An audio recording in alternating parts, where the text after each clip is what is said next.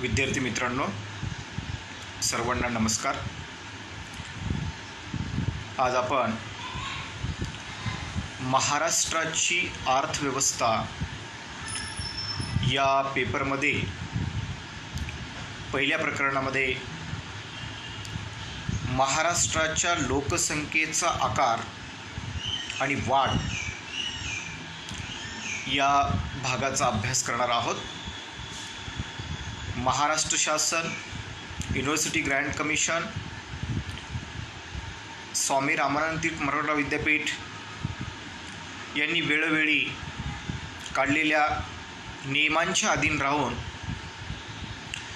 शंकरराव चव्हाण महाविद्यालय अर्धापूर येथे online teaching सुरू करण्यात आलेली आहे. त्याचाच भाग म्हणून आपण अर्थशास्त्र विभागाच्या पद्धतीने ऑनलाईन टीचिंगच्या माध्यमातून मार्गदर्शन करीत आहोत. आपला अभ्यासक्रमाचा जो 40% भाग आहे तो या ठिकाणी आपण पूर्ण करत आहोत. यापूर्वीच्या भागामध्ये आपण महाराष्ट्राच्या अर्थव्यवस्था या पेपरमध्ये महाराष्ट्राच्या अर्थव्यवस्थेची प्रमुख वैशिष्ट्ये पाहिलेली आहेत. आज आपण महाराष्ट्राच्या लोकसंख्येचा आकार आणि वाढ हा घटक पाहणार आहोत. तसं पाहिलं तर लोकसंख्या हा घटक अतिशय महत्त्वाचा घटक म्हणून ओळखला जातो.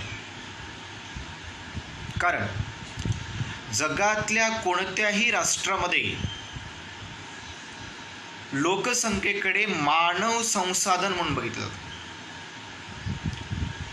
कारण उद्योग, शेती आणि सेवा या तिन्ही क्षेत्रामध्ये मोठ्या प्रमाणामध्ये औद्योगिक क्रांतीच्या नंतर यंत्रसामुग्री आणि तंत्रज्ञानाचा वापर होत असलेला आपणास दिसून येत असला तरी मात्र ती यंत्रसामुग्री, तंत्रज्ञान ज्यांनी निर्माण केलं, जे संशोधक आहेत ते मात्र मानव आहेत. मानवी संसाधनाशिवाय जगामध्ये कोणत्याही औद्योगिक किंवा इतर जे काही संशोधन आहे ते होऊ शकलेलं नाही. आणि म्हणून लोकसंख्या हा घटक अतिशय महत्त्वाचा जगासाठी आणि भारतासाठी, महाराष्ट्रासाठी सुद्धा तेवढाच महत्त्वाचा घटक आहे. लोकसंख्येचा आर्थिक विकासाशी फार जवळचा संबंध आहे. लोकसंख्येच्या बाबतीत जगातल्या अनेक विचारवंतांनी, अभ्यासकांनी आपली वेगवेगळी मतं मांडलेली आहेत. लोकसंख्येचे वेगवेगळे सिद्धांत सुद्धा प्रचलित आहेत, ज्यामध्ये अतिरिक्त लोकसंख्येचा सिद्धांत, पर्याप्त लोकसंख्येचा सिद्धांत, या दोन्ही सिद्धांताचा जर आपण अभ्यास केला तर त्या राष्ट्रामध्ये असलेली जी काही उपलब्ध साधन संपत्ती आहे त्या साधन संपत्तीच्या तुलनेने त्या राष्ट्रातील किंवा त्या राज्यातील लोकसंख्या जर पर्याप्त प्रमाणात असेल तरच ते राष्ट्र किंवा ते राज्य प्रगतीच्या शिखरावरती जातं. आपल्या कुटुंबाचंच उदाहरण जर आपण घेतलं, राष्ट्र, राज्य आणि जग याच्यापेक्षा जर आपल्या कुटुंबाचं उदाहरण जर आम्ही घेतलं, कुटुंबामध्ये पती पत्नी आणि 2 मुले असतील तर ते कुटुंब सुखी असतं. कारण त्या कुटुंबाला जे काही साधनं लागतात, राहण्यासाठी घर असेल, घरातली जी काही सामुग्री असेल, वस्तू असतील, त्या वस्तूसुद्धा, कपडे आहेत, धान्य आहे, टी व्ही आहे, फ्रीज आहे, भांडी आहेत,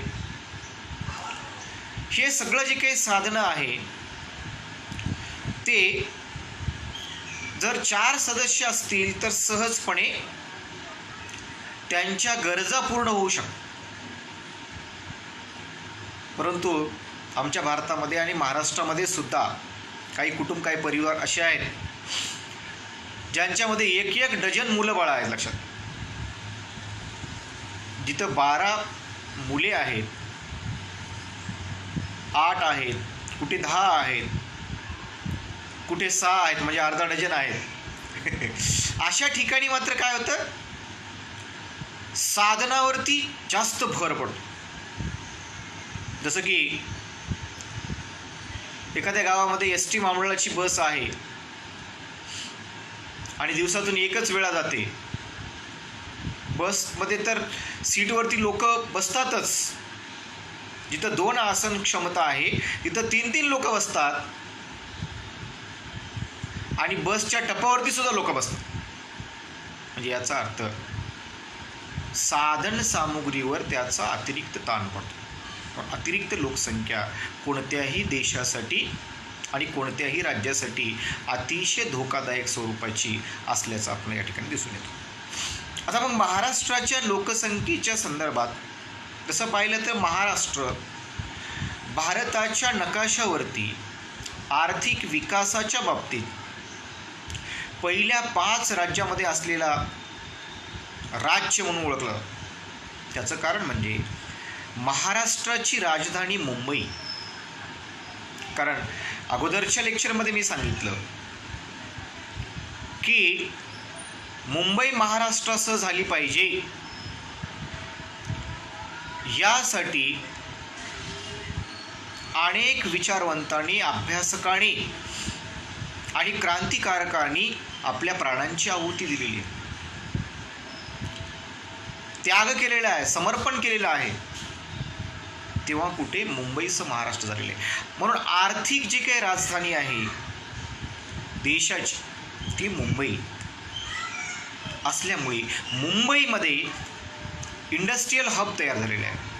मोठमोठ्या कंपन्या त्या ठिकाणी मुंबईमध्ये आलेल्या आहेत आणि त्यामुळं रोजगाराच्या संधीसुद्धा मुंबईमध्ये निर्माण झालेल्या आहेत. त्याचा परिणाम म्हणून महाराष्ट्र विकासाच्या बाबतीत इतर राज्याच्या तुलनेत पुढे असल्याचं आपल्याला या ठिकाणी दिसून येतं. आणि मग महाराष्ट्राची लोकसंख्या जर नियंत्रणात राहू शकली नाही तर येणाऱ्या कालखंडामध्ये विकासाच्या बाबतीत सुद्धा महाराष्ट्र कुठेतरी मागे येऊ शकतो, येण्याची शक्यता नाकारता येणार नाही.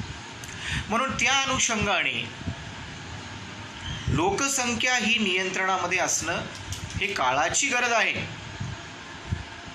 चीननं अलीकडे पॉलिसी स्वीकारलेली आहे, हम दो हमारा एक.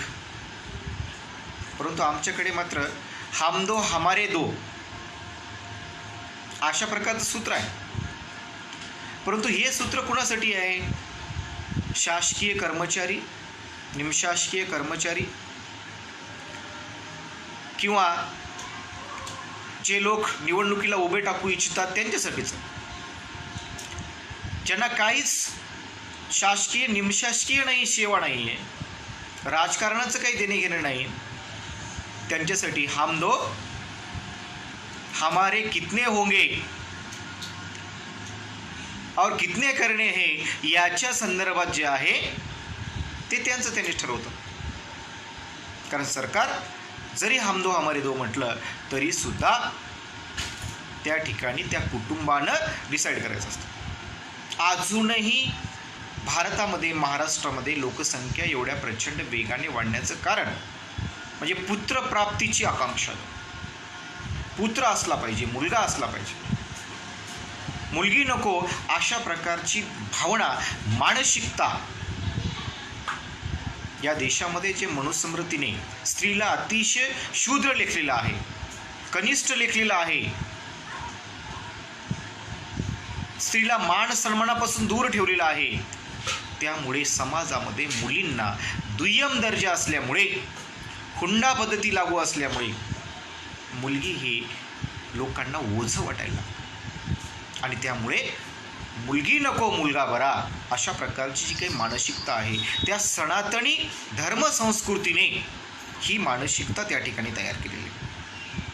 तरीसुद्धा महाराष्ट्रामध्ये लोकसंख्येचा जो काही आकार आहे, लोकसंख्येची जी काही रचना आहे, ती काही आकड्यामध्ये आपण या ठिकाणी पाहूया. दर 10 वर्षाने लोकसंख्येची जनगणना भारतामध्ये होते आणि भारतामध्ये होत असल्यामुळे महाराष्ट्र हे सुद्धा राज्य भारताचा अविभाज्य भाग असल्यामुळे संघराज्य शासन प्रणालीमध्ये अतिशय महत्त्वाचा भाग असल्यामुळे इथे सुद्धा दर 10 वर्षाने लोकसंख्येची जनगणना होते. 2011 मध्ये घेण्यात आलेली जनगणना ही 15वी जनगणना होती आणि अलीकडे जे आकडे आपल्याकडे आहेत महाराष्ट्राच्या लोकसंख्येचे, ते आकडे जर आम्ही पाहिले 2001च्या जनगणनेनुसार महाराष्ट्राची लोकसंख्या 11,72,972 इतकी आहे. म्हणजे जवळपास 11.5 कोटीच्या घरामध्ये. आता मग हे 2011च्या जनगणनेनुसार महाराष्ट्राची लोकसंख्या आहे. आता अलीकडे आपण जर पाहिलं तर 2021 म्हणजे पुढच्या वर्षी आणखी जनगणना होणारच आहे, तेव्हा मात्र हा आकडा निश्चितच मोठा असेल, यात तीळ मात्र शंका नाही. मग महाराष्ट्राच्या लोकसंख्येचा प्रवास स्वातंत्र्यप्राप्तीनंतर कशा प्रकारे झालेला आहे तो आपण आकडेवारीनिशी या ठिकाणी पाहूया. 1961 मध्ये महाराष्ट्राची लोकसंख्या 3,96,00,000 इतकी होती. 3,96,00,000. त्यावेळी लोकसंख्या वाढीचा जो काही 10 वार्षिक वाढ आहे ती 23.6% इतकी होती. 1971 मध्ये महाराष्ट्राची लोकसंख्या 5,04,00,000 इतकी झाली आणि 10 वार्षिक वाढ जी आहे 27.5%. 1981 मध्ये ती पुन्हा वाढून 6,28,00,000 इतकी झाली आणि 10 वार्षिक वाढ 24.5%. म्हणजे 27, 25, 26, 27 म्हणजे 3% कमी झाली. 1991 मध्ये 7,89,00,000 म्हणजे पुन्हा महाराष्ट्राच्या लोकसंख्येमध्ये भर पडलेली आहे. 10 वार्षिक वाढ पुन्हा इथे वाढलेली आहे 25.7%. 2001 मध्ये महाराष्ट्राची लोकसंख्या 9,69,00,000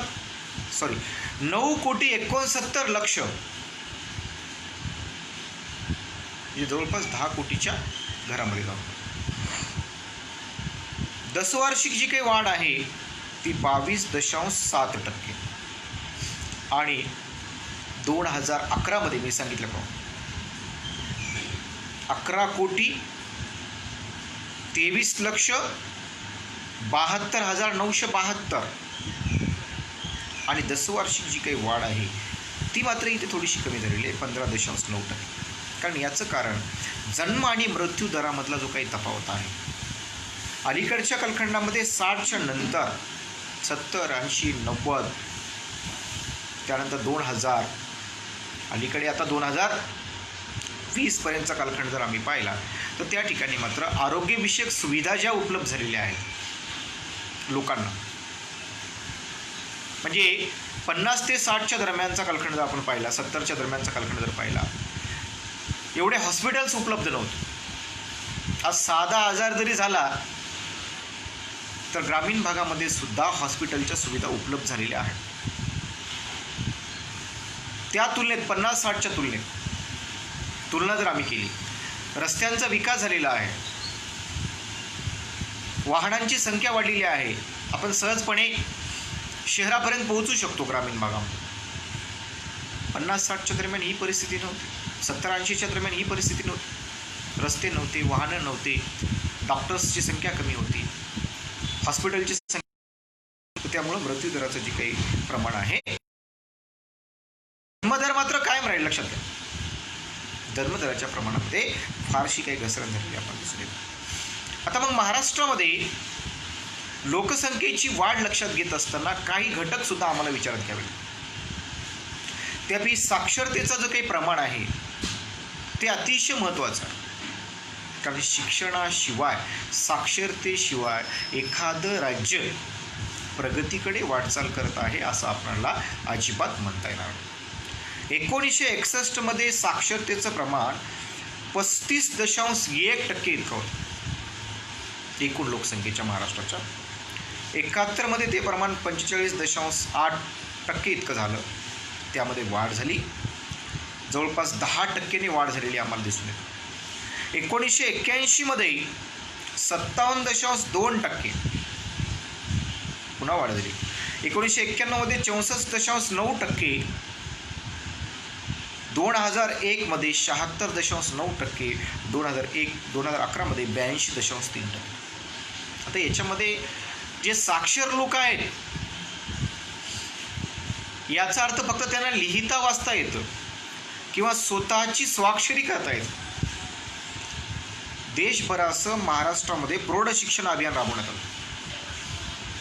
साधारणपणे जेव्हा 1848 पुणे येथे क्रांतिबा ज्योतिराव फुले आणि क्रांतिआई सावित्रीबाई फुले यांनी पहिल्यांदा मुलींसाठी शाळा सुरू केली देशामध्ये. मुलींना शिकवण्याचा त्यांनी प्रयत्न केला. आणि मुलींना शिकवत असताना, कारण या देशामध्ये मनुस्मृतीने शूद्र आणि मुलींना, मुली आणि महिलांना अतिशूद्र म्हणजे शूद्रांच्या खालचे असं मानलेलं होतं. त्यांना शिक्षणाच्या अधिकारापासून पूर्णतः वंचित ठेवण्यात आलेलं होतं. त्यावेळी ज्योतिराव फुले आणि सावित्रीबाई फुले यांनी पुढाकार घेऊन त्या ठिकाणी शिक्षणाची संधी उपलब्ध करून दिली. आणि मग त्याचवेळी त्यांनी एक कार्यक्रम राबवला की मुलींच्या शिवाय ग्रामीण भागामध्ये प्रौढांना सुद्धा शिकण्याचा अधिकार आहे. त्यांना अक्षर ओळख झाली पाहिजे, त्यांना शिकता आलं पाहिजे. म्हणून या अनुषंगाने त्यांनी प्रौढ शिक्षण अभियान राबवलं. सावित्रीबाई फुले आणि ज्योतिराव फुले यांनी प्रौढ शिक्षण अभियान राबवलं स्वातंत्र्यपूर्व कालखंडामध्ये. आणि नंतरच्या कालखंडामध्ये मात्र देशामध्ये हे अभियान सुरू झालं आणि या अभियानाचा परिणाम म्हणून साक्षरतेचं प्रमाण या ठिकाणी बऱ्यापैकी वाढलेलं आम्हाला दिसून येतं. आता मग हे साक्षरतेचं प्रमाण वाढत असताना महिला साक्षरतेचं प्रमाण फार वाढलेलं आहे लक्षात. आणि महिला साक्षरतेचं प्रमाण जे आहे ज्या पद्धतीने वाढायला पाहिजे होतं त्या पद्धतीने वाढले नाही. परंतु जे स्वातंत्र्यपूर्व कालखंडामध्ये वाईट परिस्थिती होती ती परिस्थिती मात्र आता बऱ्यापैकी बरी झालेली आहे असं म्हणण्यास काहीच हरकत नाही. याच्याशिवाय लोकसंख्येमधला लोकसंख्येच्या वाढीमध्ये आकारामध्ये अतिशय महत्त्वाचा जो काही घटक आहे तो म्हणजे लिंग गुणोत्तर प्रमाण. जगामध्ये जाती 2च आहेत आणि आमच्या भारतामध्ये नको त्या जाती आहेत, पंथ आहेत, वंश आहेत. त्या जगामध्ये कुठेच नाहीत. पण जगामध्ये 2च जाती आहेत, एक स्त्री आणि दुसरा पुरुष. म्हणून दर 1000 पुरुषाच्या मागे किती महिला आहेत. तर मागे याचा अर्थ वेगळा घेऊ नका. याचा अर्थ असा की भारतामध्ये पुरुष प्रधान संस्कृती असल्यामुळे पुरुषांचं प्रमाण जास्त आहे, मेलचं प्रमाण जास्त आहे आणि फिमेलचं प्रमाण कमी. कारण स्त्री भ्रूण हत्या मोठ्या प्रमाणामध्ये होत. मी अगोदर सांगितलं आजही मुलगा म्हणजे त्या घरचा दिवा असतो, वंशाचा दिवा. तर दिवा कुठे कुठे जाऊन लावेल यालाही माहीत नसतं आणि त्यालाही माहीत नसतं, तर बरोबर दिवा लावतो. नको त्या ठिकाणी मुलगा दिवे लावतो. तुम्हाला ते सांगतो. काही असो दर 1000 पुरुषामागे महिलांचं प्रमाण किती आहे हे जर आम्ही तपासलं. 1961 दर 1000 पुरुषामागे 936 इतक्या महिला होत्या. 1971 930 होत्या, म्हणजे आता इथे 70 कमी होत्या. 1981 937, 1991 934 आणि 2001 922, 2011 929. म्हणजे आजही दर 1000 पुरुषामागे 70 महिला कमी आहेत, 70 मुली कमी आहेत. आणि हा रेशिओ जर कमी झाला तर याचा अर्थ काय होऊ शकतो की समाजामध्ये वाईट प्रवृत्तींना जन्म घेणं शक्य होतं. महिलांवरचे अत्याचार त्या ठिकाणी वाढतात, महिलांचे लैंगिक छळ त्या ठिकाणी वाढतात, बलात्कारांचे प्रमाण त्या ठिकाणी वाढतात, गुन्हेगारी प्रवृत्ती त्या ठिकाणी वाढते. आणि म्हणून हे बॅलन्स होणं हे अतिशय गरजेचं आहे, हे काळाची गरज आहे. पण अलीकडे मात्र स्त्री भ्रूण हत्या म्हणजे प्रसूतीपूर्वी जे लिंग निदान आहे ते तपासणी यंत्रसुद्धा आता महाराष्ट्रामध्ये सील केलेले आहे. एक बीडचं प्रकरण आहे.